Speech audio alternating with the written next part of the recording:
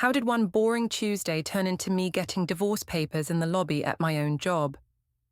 Why did my husband look calm while everyone stared at me like I was the messy one and he was the good guy? My name is Ligeia Brooks, but everyone called me Gia. I was 34 and I worked as a customer support team lead at an insurance company. People thought that job was boring. I thought it was safe. I liked safe. I also liked attention. That part made me feel alive. I had been married to Ethan for 8 years. He was 37. He worked in systems and numbers, and he loved routines. He woke up early, made coffee, packed the kids' lunches, and checked the calendar like it was a holy book. He did not shout. He did not slam doors. He did not do big romance. He said love was showing up. He said stability was love. I said stability was just a nice word for dull.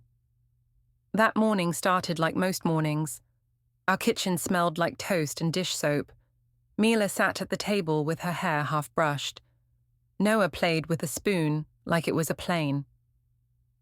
Ethan moved between the fridge and the counter with quiet steps. He asked if I could sign a school form. I said I would do it later. He asked if I could check the after-school fees. I said I was busy. I was not really busy. I was tired of feeling like I was always needed and never wanted. Ethan looked at my phone in my hand. He asked why I was scrolling so early. I said I was checking work messages. That was not true. I was checking if anyone had liked my post from last night. It was a simple photo of me in a good sweater, nothing wild. But the likes made me feel seen. He reminded me that Mila had a dentist appointment next week. He said we needed to plan it. I nodded like I cared. Inside, I felt annoyed. He could remember every appointment, but he could not remember to flirt with me. I told myself I was the only one carrying the emotional weight. I told myself he did not try. I told myself he made me feel small with all his lists and reminders. Then I looked at him making lunches, and I still felt irritated. That was the confusing part. He was doing the right things, and I still felt empty. After the kids left for school, Ethan stayed near the sink. He asked if I was okay. He asked because he saw my face. He always saw my face. That made me even more annoyed, because it meant he would notice changes later too. I said I was fine and just tired. He asked if work was too much. I said it was. He offered to handle dinner. I said I could handle it.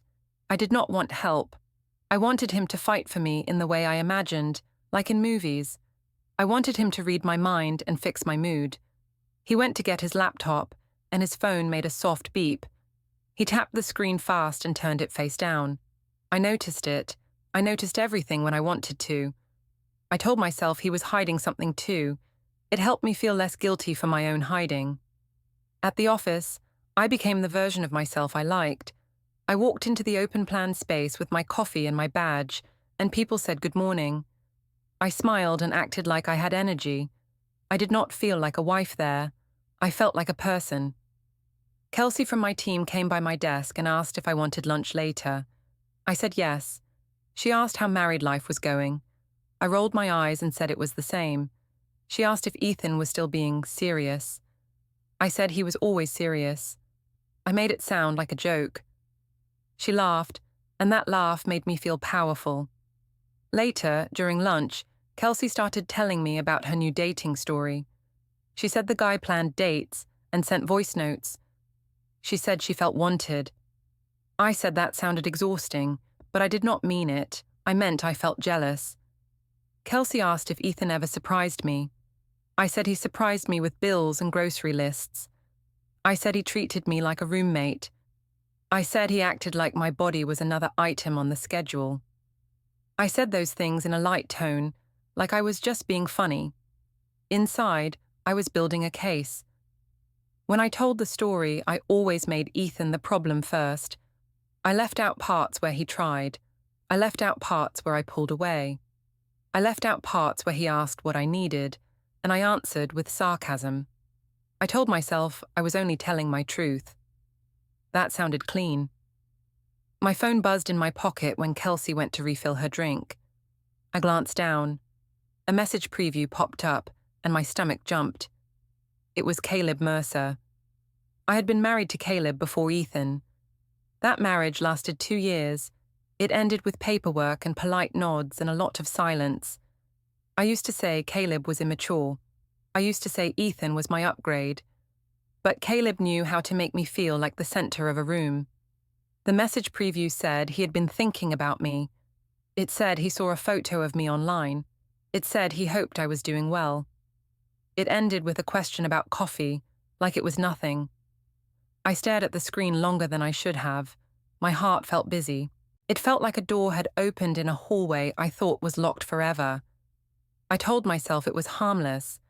I told myself adults could talk. I told myself Ethan did not own my past. I told myself that if Ethan cared so much, he would have tried harder. I liked how easy those thoughts were. They felt like permission. Kelsey came back, and I flipped my phone face down. She asked what I was smiling at. I said it was a work thing. She asked if I was finally getting a raise. I said something like that. My lie was smooth. That scared me a little, but it also thrilled me. When I got home that evening, the kitchen looked the same as always. Ethan was helping Noah with homework. Mila was coloring at the table. The light above the sink was too bright. I felt like I had walked into a quiet test I did not study for. Ethan asked how my day was. I said it was fine. He asked why I seemed distracted. I said I was tired. He asked if I wanted to talk later. I said maybe. I went upstairs and put my bag down. I looked at my phone again. Caleb's message was still there, waiting like it belonged. I heard Ethan's footsteps on the stairs. I moved fast.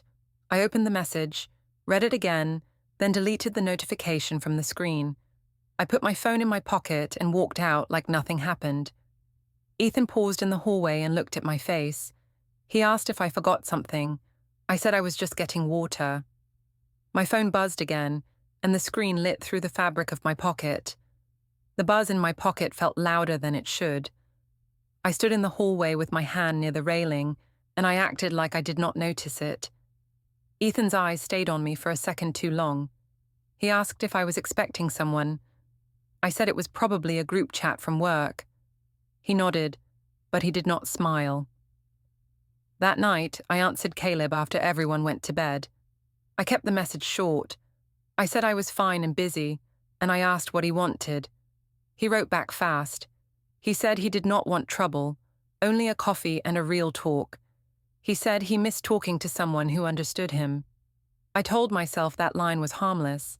I told myself it was not romance. It was just history. I set my phone down and stared at the ceiling. Ethan turned in bed once, and I held my breath like I was doing something brave. I told myself Ethan had made me lonely first. I told myself I was only taking back something I lost. Those thoughts felt like warm blankets. The next morning, Ethan made oatmeal and cut fruit for the kids. He asked if I could pick up milk later. I said yes. He asked if I could grab a few things for dinner too. I said sure. Then he asked what time I would be home. It was a normal question, but in my head it sounded like a trap. I said I had a team check-in and might run a little late. He asked which project it was for. I said it was the new claim system. He said okay, and reminded me that Mila had reading practice after school. I said I remembered. I did not say that I had already planned a different kind of meeting in my mind. At work, I felt like the lie became easier the moment I put my badge on. I opened my email and joined the morning stand-up. I spoke clearly. I answered questions. I even smiled at jokes.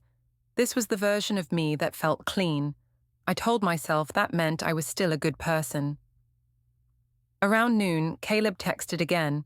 He asked if I could meet at a co-working cafe near the river. He said he could be there at 2. I stared at the time. 2 was right in the middle of my day. That fact should have stopped me. Instead, it made it feel like a test of my power. I told Caleb I could do 30 minutes. I wrote that I had a break between calls. He replied with a simple thumbs up. The casual tone made it feel normal, like it was no big deal. That was part of what made it dangerous. I told my assistant lead that I needed to run out for a quick errand. I said I had to pick up a document for my mom. I used my mom as a shield because she was useful like that. People did not question it. They never wanted to look like the bad person. On the way out, Kelsey saw me grabbing my coat. She asked where I was going. I said I needed air and coffee, and I joked that I might quit if I stayed inside one more minute. She laughed and said she wished she could come. I told her maybe later. I did not want witnesses yet. I wanted control. The cafe smelled like cinnamon and laptops. It was bright and full of people who looked busy but not stressed. I chose a table near the window. My hands felt shaky, so I wrapped them around a cup just to look steady. Caleb arrived like he owned the room. He wore a dark jacket and had that same half smile that used to make me forgive him for everything. He asked how I had been. I said life was fine and busy. He asked about the kids. I said they were growing fast. He asked about Ethan. I said Ethan was stable and predictable. Caleb leaned forward and said he always wondered if I was truly happy. I said happiness was complicated. He said I used to laugh more. I said people change. He said he felt sorry for how things ended. I said we both made mistakes. I made it sound mature. I made it sound like closure. The truth was, the attention hit me like sugar. He looked at me like I was still special, not like I was a mom with schedules and laundry. He asked if I ever missed what we had. I said I missed feeling wanted. I watched his face react to that like it mattered. That reaction fed something in me. He said Ethan probably did not see me. I could have corrected him. I could have said Ethan did see me, that he just did it in quiet ways. I did not say that. I let Caleb build the story I wanted to hear. We talked longer than 30 minutes. I watched the clock and still stayed. I told myself it was only talk. I told myself Ethan talked to coworkers every day, and no one called that betrayal. I ignored the part where my throat felt tight with excitement. When I finally stood up, Caleb asked if he could see me again. I said we would see. He asked if I could message him later. I said maybe. He smiled like he already knew the answer. As I walked back to my car, my phone showed a small map card from the cafe, like a cheerful reminder. I felt a flash of irritation, like my phone was judging me. I swiped it away hard. Back at the office, I acted normal. I answered calls and helped my team with escalations. I even stayed a little later so my time away would look less strange. That choice felt smart at the time. Now, I see it was just me stacking lies like boxes. When I got home, Ethan was already cooking. He asked how the check-in went. I said it ran long. He asked if the project was getting worse. I said yes. He asked if I needed help. I said no. Mila asked if we could go to the store for snacks for her class. I said yes, and I made it sound fun so I would look like a good mom. Ethan offered to come too. I said he should rest. I said he looked tired. That was true, but I also wanted him out of the car. At the supermarket, the lights were harsh and the aisles were crowded. Noah grabbed cereal boxes and begged. Mila walked close to me and stayed quiet. I pushed the cart and tried to feel normal. Ethan texted once and asked if we needed anything else at home. I said no, and I added a smile emoji so I would look warm. He replied with a thumbs up. The simple reply made me feel watched, even though it was normal. At the checkout line, I saw a couple laughing together. The man held the woman's hand while she paid. I felt anger rise in me for no clear reason. I told myself Ethan never did little things like that. I told myself that was proof I deserved more. Mila asked if Dad would read with her tonight. I said yes. She asked why he seemed sad lately. I told her he was just stressed with work. She looked at me like she did not believe it, but she nodded anyway. That made my stomach twist. When we got back home, Ethan came to the door and took the bags. He thanked me and asked if the store was busy. I said it was. He glanced at my phone screen as I set it on the counter. For a second, the map card popped up again, like it had not fully gone away. His eyes moved to it. He did not say anything, but his face changed in a small way. I felt heat in my chest. I picked up my phone fast and said those maps always acted weird. Ethan asked what cafe it was. I said I must have clicked something by accident during lunch. He nodded slowly and asked if I was meeting coworkers now.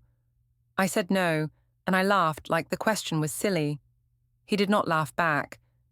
He turned toward the sink and started washing his hands. His movements stayed calm, but they were slower, like he was thinking. I watched him and told myself he was being paranoid. I told myself he wanted a reason to blame me. I told myself I was still the one being neglected.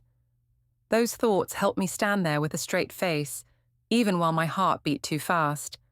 The next day, I woke up with a strange confidence, like I had done something smart. Ethan was already up. He had 2 mugs on the counter, not 1. That used to mean love. Now it felt like he was trying to prove a point without saying it. He asked if I slept well. I said I was fine. He asked if I wanted eggs. I said I was not hungry. He watched me for a moment, then he looked away. He did not push. That should have made me feel safe. Instead, it made me feel like he was holding something back. At work, I kept checking my phone like it was a second heartbeat. Caleb sent a message around 10. He asked how my morning was going. I said it was busy. He said he liked that I still worked hard. I said I had to. He asked if I missed him. I said I missed feeling noticed. I told myself that line was honest, so it could not be wrong. Kelsey leaned over my desk and asked if I wanted to go out after work. She said a few people were going to a rooftop bar because someone got promoted. I said I could come for 1 drink. She asked if Ethan would mind. I said he did not need to mind. I said I was allowed to have friends. I texted Ethan and told him I had a team thing after work. I said it was important for networking. He replied that he understood and asked what time I would be home. I said not late. That was not a promise. It was just a way to end the conversation. When the afternoon got busy, I started feeling restless again. I liked that I had a plan. I liked that people were waiting for me somewhere. At home, Ethan waited for me because he had to. At the bar, they would wait because they wanted to. On my way out, I walked past Owen from HR. He asked if everything was okay because I looked stressed lately. I smiled and said life was just full. He told me to take care of myself. I thanked him and moved on, but his look stayed in my mind. It felt like he had noticed something. I told myself he was being dramatic. The rooftop bar was loud and bright.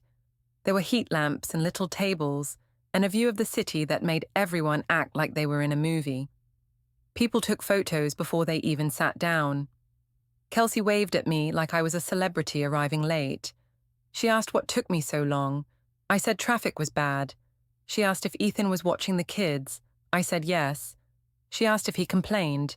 I said he always acted like a hero for doing basic parenting. That made a few people laugh, and the laugh landed like a reward. I ordered a drink and held it like a prop. Someone asked how married life was going, and I felt my chance. I said marriage was hard when one person stopped trying. I said I felt alone even in the same house. I said Ethan treated romance like a chore. I did not say I refused his efforts sometimes. I did not say I shut down conversations when they got real. I kept the story clean and simple. Kelsey asked if Ethan got jealous. I said he was insecure. A guy from another team asked what Ethan did. I said he worked with computers and liked rules. I said he was the type to schedule fun, and I rolled my eyes. People laughed again. I watched their faces and saw they were taking my side. That made me feel like I could not be the bad one.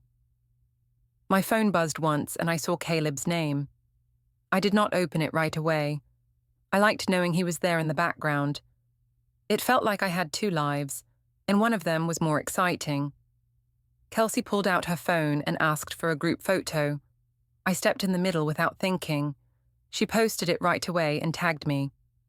I asked if she tagged the location too. She said yes, because it looked cool. I told her it was fine, even though my stomach tightened.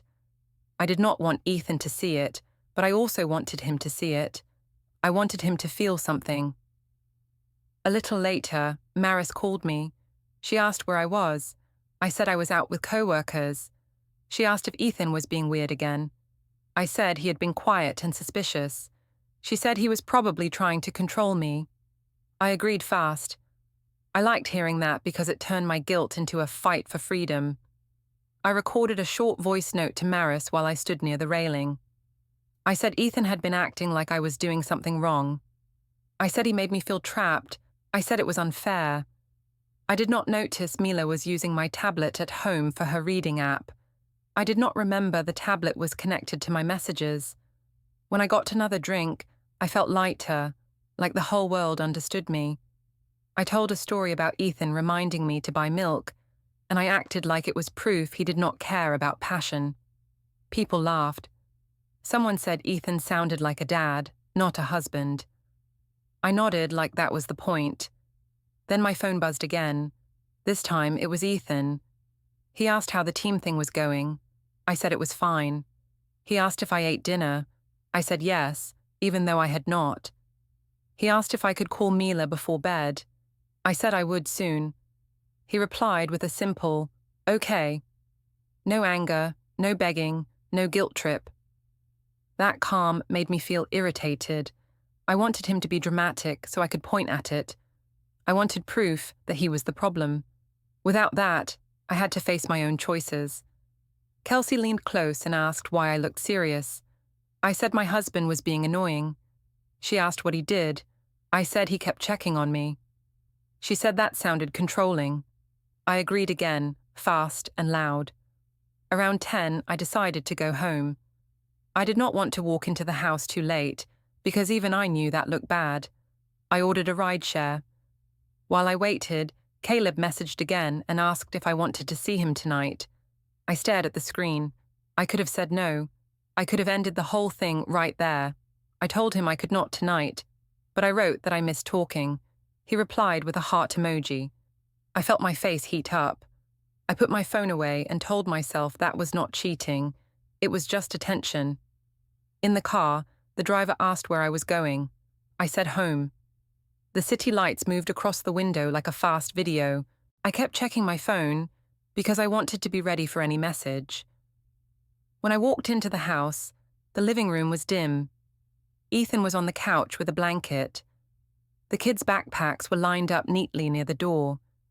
The calm scene should have made me soften. Instead, it made me feel like an outsider. Ethan stood up. He asked if I had fun. I said it was okay. He asked if the promotion party was for someone I worked with. I said yes. He asked who got promoted. I said it was a guy from another team, and I said his name wrong on purpose because I did not want follow-up questions. Ethan nodded once. He did not argue. He did not accuse. He just walked to the kitchen and put my keys in the bowl like he always did, as if we were still normal. Then his phone lit up on the counter. I saw it by accident because the screen was bright. A calendar alert popped up. It said, meeting, personal, and it had a time and a place I did not recognize. He tapped it off quickly. I asked what meeting that was. He said it was just something he needed to handle. I asked why he needed personal meetings now. He asked if I wanted to talk about my night first. I said there was nothing to talk about. He looked at me for a long second and asked if I remembered to call Mila. I said I forgot. He said she already fell asleep, but she had waited. He said she seemed sad. I felt a quick pinch in my chest and I pushed it away. I said Mila was sensitive and always overreacted. Ethan asked why I sounded harsh. I said I was tired. He walked toward the hallway, then stopped. He said the tablet played a voice note earlier. He said Mila heard my message to Maris. He said she asked if I was going to leave. My mouth went dry. I asked why he let her hear it. He said he did not let anything happen. He said the tablet was connected, and it played by itself when a notification came. He said he turned it off right away, but it was too late. I felt trapped, so I grabbed the first story that helped me. I said Ethan should not have been looking at my messages. He said he was not looking. He was helping Mila with the app, and it played. I said it was still his fault for not protecting her from adult things. He said he agreed the kids did not deserve it, and he said that was why he wanted things to be calmer. I waited for him to raise his voice. He did not. He only nodded once, like he was putting something in a mental box. He asked if I wanted to fix this. I said there was nothing to fix. He asked if I meant what I said about feeling trapped. I said I was just venting. He asked if I was unhappy. I said he already knew I was. He picked up his phone and walked away without another question. I stood there in the quiet kitchen, staring at the counter, and for the first time I wondered what his calm actually meant. The next 2 days felt like a quiet storm. Ethan still did the normal things, but he did them like he was alone. He woke up early, packed lunches, and checked the calendar. He did not complain. He did not ask me to explain. That silence made my nerves sharp. I started talking more just to fill space.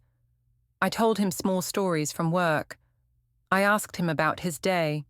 He answered in short lines. He asked about the kids and what they needed. He did not ask about my phone. He did not ask about the rooftop bar again. It felt like he was waiting for something, and I hated that feeling. On Thursday, his mother called. Darla had a voice like warm tea, but she could cut with it too. She asked if we could all have dinner at the family restaurant. She said it had been a while and the kids would like it. Ethan looked at me when she said that. He asked if I wanted to go. I said yes, because I did not want to look guilty. I also liked being around other people. Other people made me feel safer because I could control the story. Before dinner, I called my sister Maris. I told her Ethan had been acting strange. I said he was cold and watching me. Maris asked what I did to cause it. I said I did nothing. She said men got weird when they felt powerless. She said I should not let him think he could scare me. I agreed and felt stronger right away. At home, I got dressed like it mattered. Ethan wore a plain shirt and clean shoes. He helped Mila pick a sweater and told Noah to stop jumping on the couch. He spoke calmly. When I looked at him, I almost felt a small shame. I pushed it down fast. Shame was not helpful. On the drive, Ethan kept both hands on the wheel. He asked if I wanted music. I said no. I asked why he was so quiet. He said he was tired. I said he was always tired. He did not answer. I watched his jaw, and I wanted to make him snap so I could feel right again. The restaurant was crowded and loud. The long table was already set. Darla stood up when we arrived, hugged the kids, and smiled at Ethan first. Rick, Ethan's father, nodded at me politely. My parents were there too, because my mother loved any event that looked family. Maris sat near the middle like she owned the place. As soon as we sat, Maris asked why Ethan looked serious. Ethan said he was fine. Maris asked if he was stressed about work again. Ethan said it had been a busy week. Maris looked at me and raised her eyebrows like we shared a secret. I smiled back. Darla asked how school was going. Mila said she got a sticker for reading. Darla clapped softly and said she was proud. Noah tried to tell a long story about a dinosaur video. Everyone laughed in the right places. It should have been nice. But I felt like I needed to protect myself, so I started talking like the spotlight belonged to me. I told a story about Ethan reminding me to buy milk again. I said he acted like I would forget how to breathe without a list. People chuckled. Ethan's smile did not move. I kept going anyway. I said he scheduled our lives like a train station. Maris laughed loud. My mother laughed too, but it was the kind of laugh that asked for approval. Ethan asked me to stop making jokes about him. I said I was just being honest. Darla's eyes shifted to my face. She did not smile. She asked if everything was okay at home. I said yes, but my tone was sharp, like she had insulted me. Rick asked Ethan about a small repair in his house. Ethan answered politely. He kept his voice even. That calm annoyed me more than anger would have. I leaned closer to my sister and told her quietly that Ethan had been acting controlling. I said he kept checking on me. I said he treated me like I could not be trusted. Maris asked Ethan, across the table, if he was worried Gia would run away. Ethan looked at her and said he was not worried about that. He said he was focused on the kids. Maris asked why he always made it about the kids. Ethan said because they mattered. I rolled my eyes like he was being dramatic. Darla asked me if I heard myself. I said I was allowed to speak.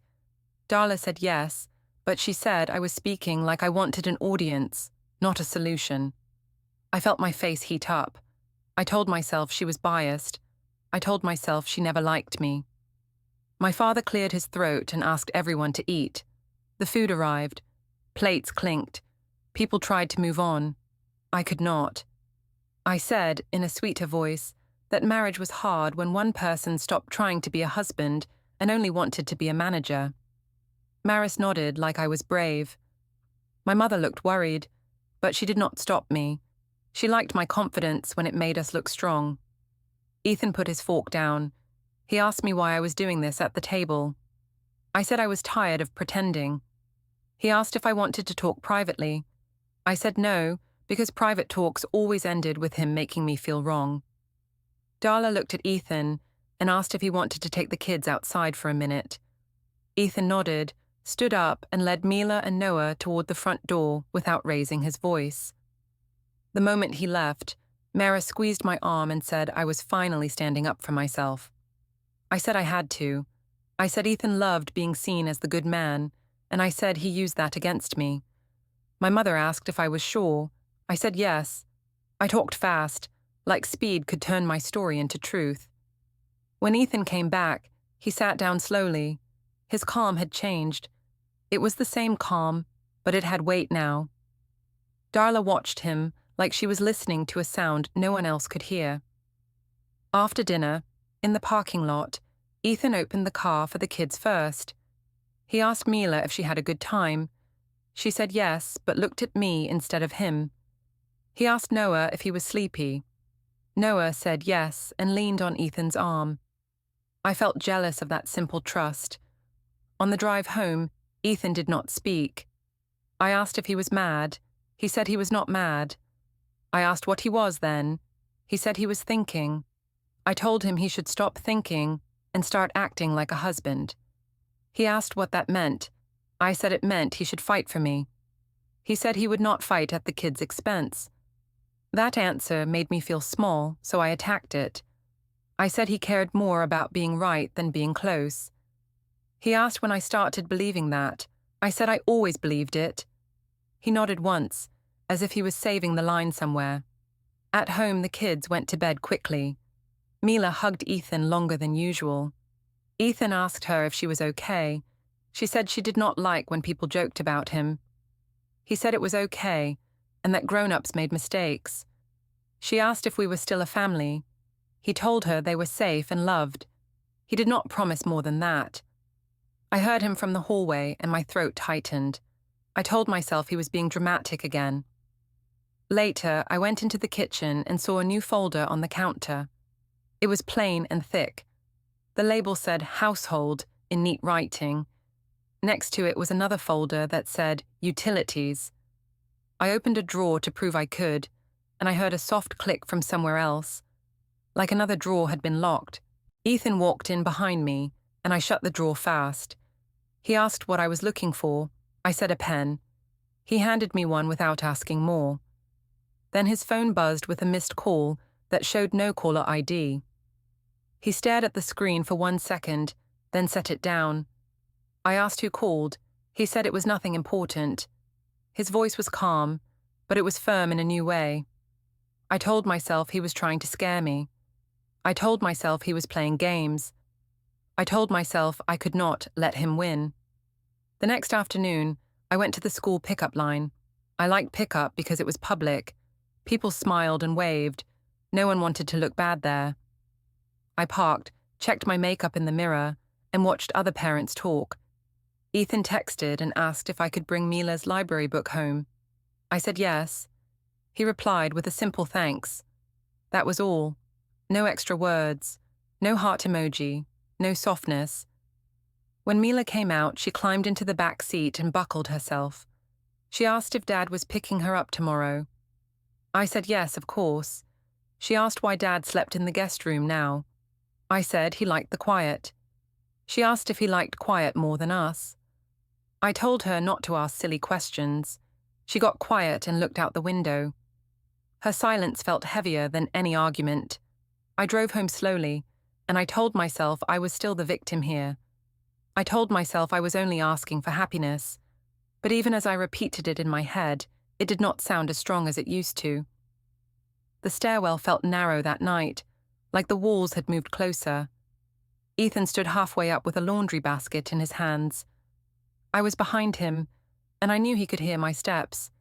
He turned his head slightly, not fully, and asked if I needed something. His voice sounded normal. That was the problem. Normal meant I had no fight to point at. I said we needed to talk. He said we could talk after the kids went to sleep. I said I wanted to talk now. He asked what it was about. I said it was about his attitude. He nodded once and kept walking. That small nod felt like disrespect. I followed him into the bedroom. The bed was made tight on one side and messy on the other. His side was still neat, even though he had been sleeping in the guest room more. I saw that like an insult, like he was proving he could live without me. I told him he had been acting cold. He asked what I meant by cold. I said he watched me and said nothing, like I was on trial. He said he was not watching me, he was noticing. He said there was a difference. That line made me angry because it sounded like a smart person line. It sounded like he had practiced it. I asked who he had been talking to. He said he had been talking to no one who mattered to my feelings. He said he was focused on making things stable for the kids. I asked why he kept saying that. He said because it was the only part he could control. I tried to pull the conversation into emotion. I said I felt lonely. I said he did not initiate anything. I said I felt like a mom and not a wife. He asked if I told him that before. I said I had hinted. He said hints were not plans. He asked what I wanted now. I said I wanted him to stop treating me like a suspect. He asked if I had done anything that would make trust hard. I laughed like it was a joke. I said he was paranoid. He said he was not paranoid. He said he had facts that did not fit my stories. He did not say what facts. That silence was worse than an accusation. I decided to push him. I asked if he had looked through my phone. He said he had not. He said he did not need to. He said people left trails when they thought they were clever. He said it quietly, like he was talking about weather. I felt my face burn. I said he was trying to scare me. He asked why I felt scared if I had done nothing wrong. I said because he was acting like a stranger. He said he felt like a stranger too. He said he had been sleeping in the guest room because the fighting made the house tense. He said Mila's stomach hurt more often lately. He said Noah started asking if he did something bad. He said he did not want them to think love looked like this. I wanted to tell him he was exaggerating. I wanted to tell him the kids were fine. But I had seen Mila's eyes at dinner. I had heard Noah ask why Dad was quiet. Still, I chose my version. I said Ethan was making the kids anxious by acting weird. I said if he smiled more, they would relax. He asked if I heard myself. I said yes. I said I was trying to keep peace. He asked why my peace always needed him to accept blame. I did not answer that. I turned it into something else. I told him I needed space. I said maybe we should take a break. I watched his face, waiting for fear. I wanted him to panic. I wanted him to promise me things. I wanted proof that I still mattered. Ethan's eyes stayed steady. He asked what a break meant to me. I said it meant he should stop acting like I was trapped. He asked if a break meant seeing other people. I said of course not. My voice came out too fast. He looked away for a moment, then back. He asked if I could say that slowly, and look at him when I said it. I felt cornered. I said it again, but softer. He nodded like he was filing it away. The next day, I went to the gym, even though I was not in the mood. The gym parking lot was cold and grey. I sat in my car and stared at my phone. Caleb had been messaging more. He asked if I was okay. He said he hated that I sounded stressed. He said I deserved to feel alive. That line was poison and sugar at the same time. I told Caleb I could not talk much. He asked if my husband was watching me. I said Ethan was being weird. Caleb asked if I wanted to meet. I said not today. Then I paused, and I wrote maybe tomorrow. I told myself it was just to talk. I kept using that line because it made me feel less guilty. Inside the gym, I barely worked out. I kept checking my phone between machines. I hated myself a little for that, but I hated Ethan more for making me feel like this. I could always find a way to turn it back to him. That was my talent. When I got home, Ethan was in the driveway with the trunk open. He was moving things into the garage like he was organizing. He asked if I could take the kids' lunch containers inside. I said sure. Then I noticed his keys. He had a new key ring. It was separate from the one we shared for years. Our old ring had the house key, the mailbox key, the little metal tag from a vacation. This new ring looked plain, like it belonged to a different life. I asked why he had new keys. He said he needed a spare set for errands and schedules. I asked why he could not use the normal set. He said it was easier this way. I said it felt like he was separating from me on purpose. He said he was separating routines so the kids stayed stable no matter what happened between us. That no matter what hit me hard. I asked what he meant. He said he meant the kids needed predictability. He said grown-up problems should not break their week. He said he was planning like an adult. I accused him of planning to leave. He said he was planning to be responsible. I said he was acting like I was dangerous. He said he was acting like the situation was unstable. He said he would not pretend it was fine just to make me comfortable. The kids ran out then, and Ethan's voice softened. He asked Noah about school. He asked Mila if she ate her snack. He sounded like himself with them. That made me feel even more excluded, like he had decided they were his team and I was outside the door. That evening, I tried again to pull him into a scene. I raised my voice on purpose, just a little, so the kids could hear. I asked why he was treating me like an enemy. Ethan asked if we could talk in the kitchen only. I said no, because he always tried to hide things. He said he was not hiding. He said he was protecting the kids from adult words. Mila stepped into the hallway and asked if Dad was mad at Mom. Ethan told her he was not mad at anyone, and he asked her to go finish her homework. Mila asked if we were getting divorced. Ethan did not look at me when he answered. He told her that grown-ups were handling things properly, and her job was to be a kid. I felt rage spike because he used the word properly like it belonged to him. I asked him what properly meant. I asked if he was calling me improper. He waited until Mila went back into her room. Then he looked at me in a calm, flat way I had never seen before.